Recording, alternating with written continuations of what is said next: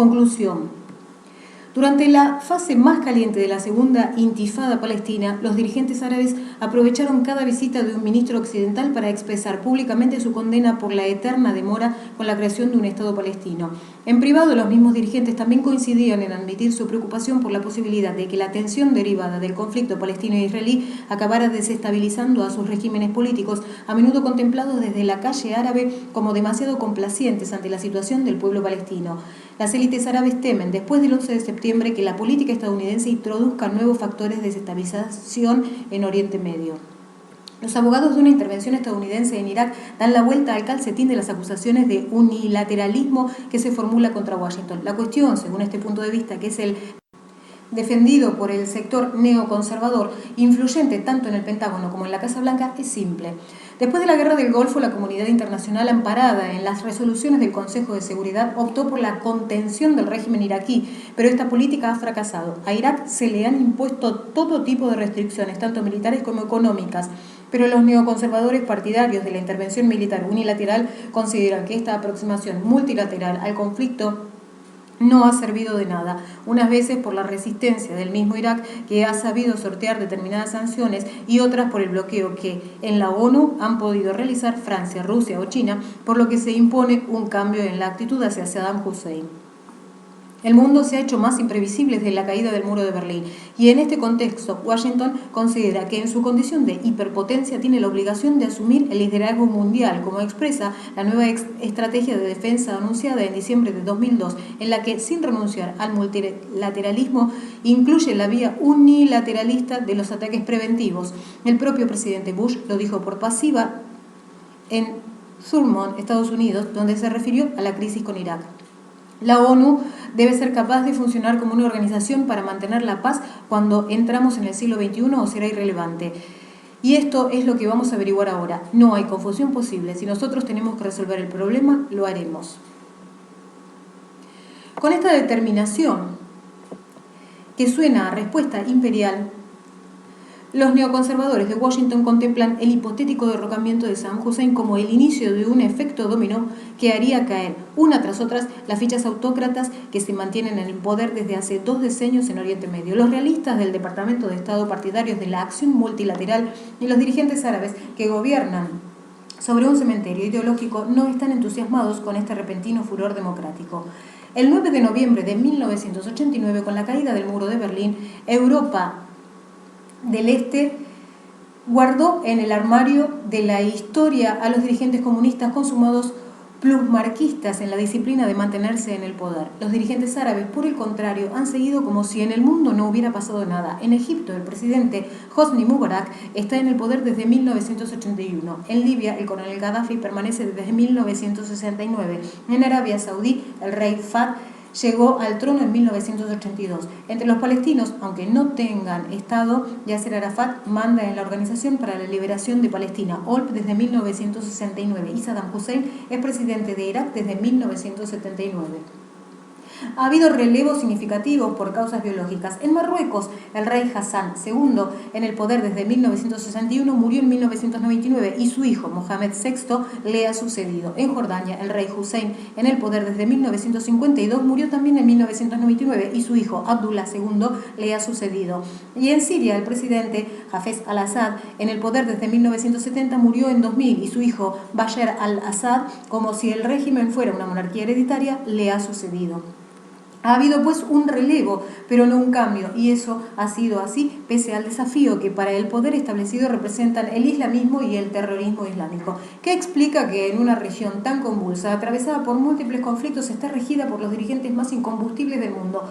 En primer lugar, la ausencia de democracia, pero también el apoyo de Washington a los regímenes pro-occidentales y el fracaso de las ideologías que, como el nacionalismo o el socialismo, han pretendido cambiar la región en los últimos 50 años. La guerra árabe-israelí de 1967 fue el Waterloo del panarabismo, que en 1991, cuando la Guerra del Golfo vio alistarse a más de medio mundo árabe en las filas de la coalición internacional que derrotó a Saddam Hussein, siempre aspirante a suceder a Nasser.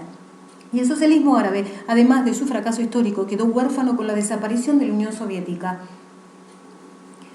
La frustración causada por estas recetas que fueron importadas de Occidente, es una de las razones que explican no solo el resurgir islamita, sino también el pragmatismo con el que los dirigentes árabes conservadores han contemplado a Israel en los 2 últimos decenios. Para estos dirigentes, la guerra del Golfo provocada por la invasión iraquí de Kuwait fue el último recordatorio de cómo la retórica incendiaria y una diplomacia ideologizada condujera a desastres militares como el de 1967. Y estos mismos dirigentes temen que una intervención militar estadounidense en Irak amenace la estabilidad que, a base de represión e inmovilismo, han disfrutado en el último cuarto de siglo, tanto con respecto a Israel, el principal aliado de Estados Unidos, como frente al terrorismo islámico, empeñado en darle la razón a Samuel Huntington. ¿Qué pretende entonces Estados Unidos? ¿Democratizar la región o crear regímenes no hostiles que certifiquen su poder? Si tuviéramos que hacer caso a Huntington, la crisis con Irak, república laica pero de mayoría musulmana, formaría parte del choque de civilizaciones que nos pronosticó en 1993. Pero Irak no se deja encasillar tan fácilmente. Como ha escrito Edward Luttwak, miembro del Centro de Estudios Internacionales y Estratégicos de Washington, el argumento político de los partidarios de la guerra es sencillo. Si Saddam Hussein sigue en el poder en 2004, George W. Bush no será reelegido.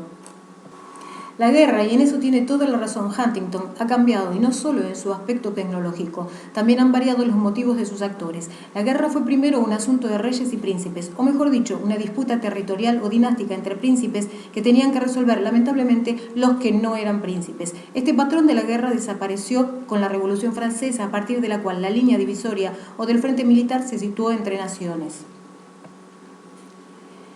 La guerra entre naciones, sin embargo, fue reemplazada después, en el siglo XX, por los conflictos de carácter ideológico, primero entre comunismo, fascismo y democracia, y después, durante la Guerra Fría, entre comunismo y democracia. Ahora, después de la caída del muro de Berlín, los conflictos se han disparado, no ya entre naciones o entre ideologías, sino entre comunidades de distintas etnias o diferentes religiones.